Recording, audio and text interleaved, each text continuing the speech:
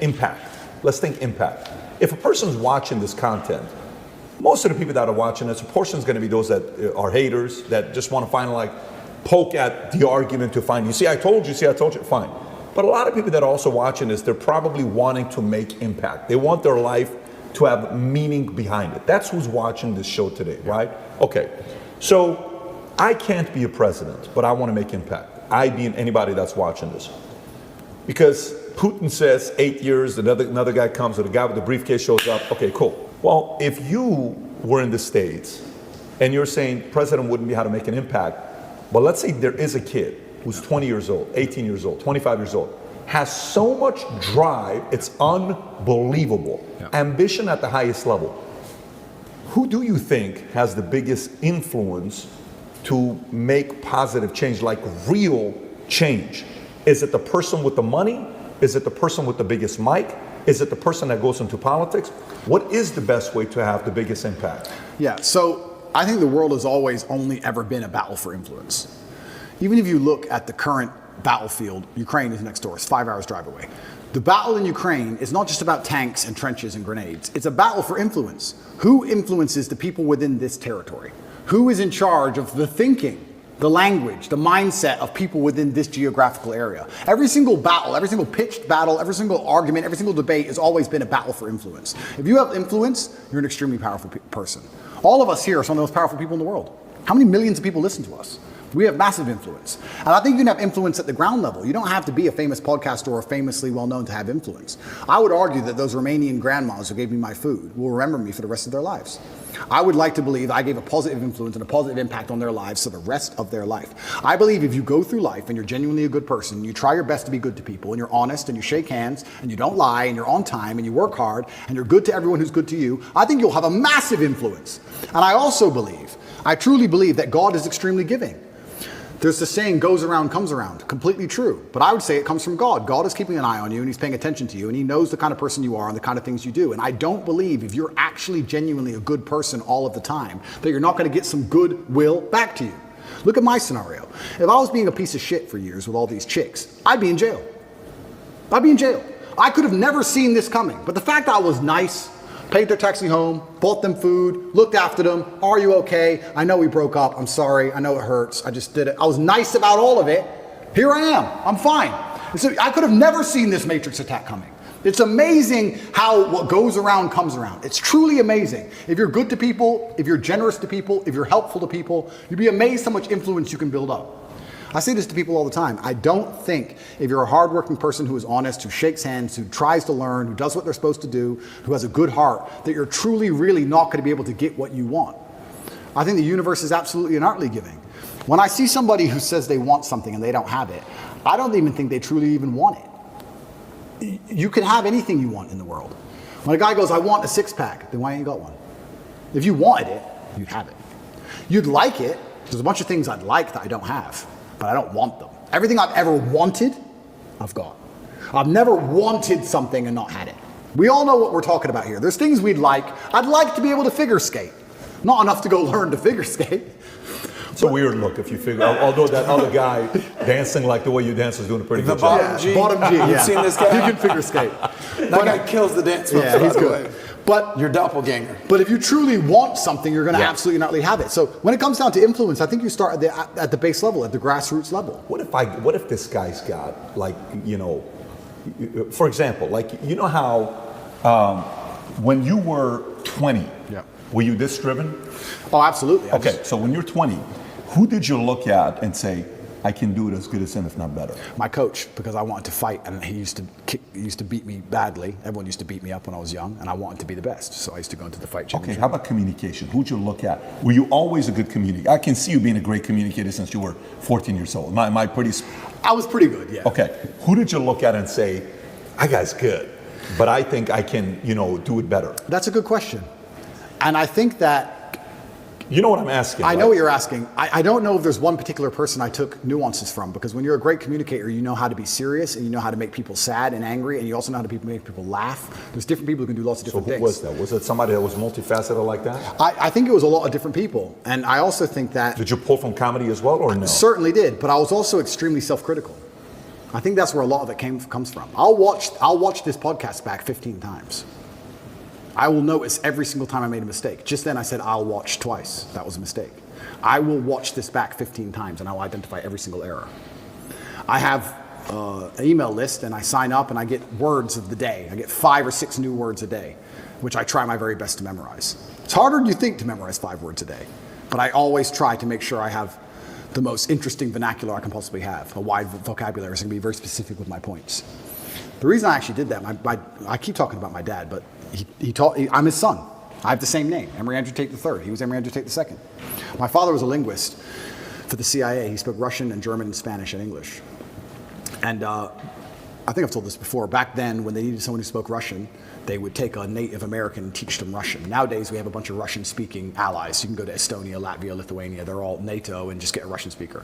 Back then, they taught my dad Russian, and he held the Air Force record for the fastest assimilation of a foreign language. When he died, a guy sent me a message saying, "You don't know who I am, but I worked with your father in the Air Force," and he had the fastest assimilation. He learned Russian in 2 weeks.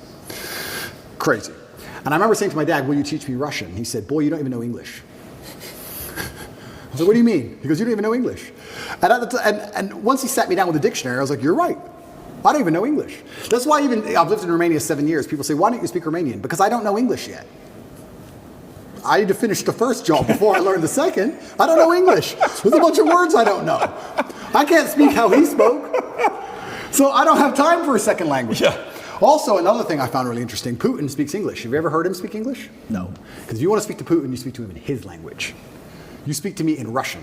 And I reply to you in Russian to you. I cannot be misunderstood or misconstrued. I don't make a fool of myself. You can't get me on some vernacular trick. I speak my language, and I also prefer that also. I speak English, that's what I speak. If you want to speak to me, you speak to me in my language, so I will win the debate always. Who'd you look up to outside of your dad? I look up to lots of people. I'm talking specifically younger age, not today. I'm talking 16, 20, 25, that age. Not today. It's a good question. Because I always believed in trying to take the best parts of individual people and then amalgamate them. And I know you want a name, and I can't think of one off the top of my head, but I would look at people who I didn't even respect, but they'd have one particular thing about them. I thought, that's good. It could be somebody I didn't even like, but he dressed well. I think you just have to be perspicacious and look at people, and there's something you can learn from absolutely everybody. And just try and adapt it all. I'm not saying everybody should be clones of me. For everyone's individual, right? But there might be some things about me they find inspiring that they may adapt and take on board, and then they'll find some things from other people. But learning to speak is something I understood from a very young age how important that would be. That's a superpower. Okay, so let me go back to the question I was asking, where I'm trying to go with this. So I asked the question, I said, imagine the 20-year-old that's watching this, that's saying, "No, Tate, don't give me the answer for anybody can create, can contribute to society. I'm not that guy. Talk to me like I'm 1 in a million. Talk to me like I'm one in. So if I'm willing to give 20 years, 30 years of my life to one way to go up to make true positive impact in America, my country, in the world, what should, don't talk to me like everybody else. What the standards, what should I do? What angle should I go? Okay, so first things first, you need to be worthy of respect. And you're going to be worthy of respect through having things which are difficult to acquire. So first things first, the basic things, you need to be very focused on trying to make money, because people listen to you when you have money. They just do. Secondly, you need to be in fantastic physical condition, because when you're in fantastic physical condition, it cannot be bought. It must be earned, and people know that.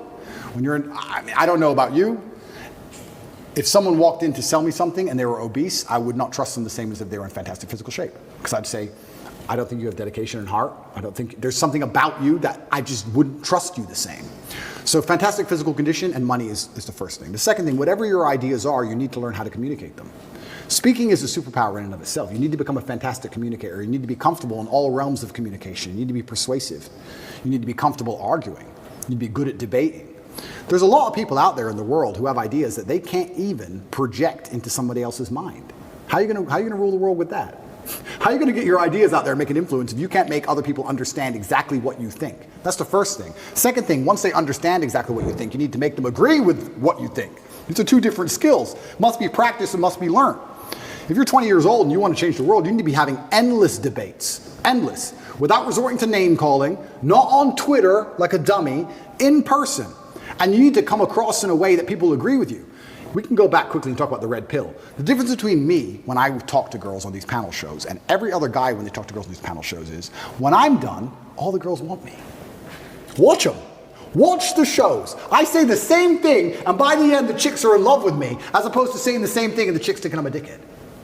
That's the difference. I project my ideas and I make them agree with my ideas to a point where they're like texting me afterwards. I'm not saying anything different. It's how I'm communicating it.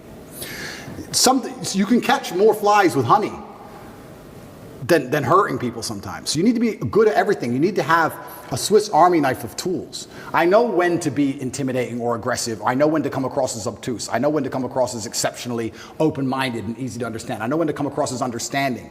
I know all these things. This all has to be practiced. And a lot of it is, communication. I would say, if you're going to say to a 20-year-old who's truly exceptional and driven, I'd say you need to become a master communicator. Because once you can do that, you can do anything. And that fixes all the other problems, right? We talk about making money. If you're a master communicator, you do fantastic in sales. You'll kill sales.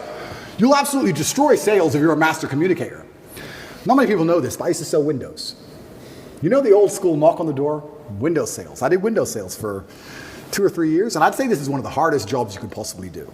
And I would always recommend a young man, if he has some time to waste, to go sell windows.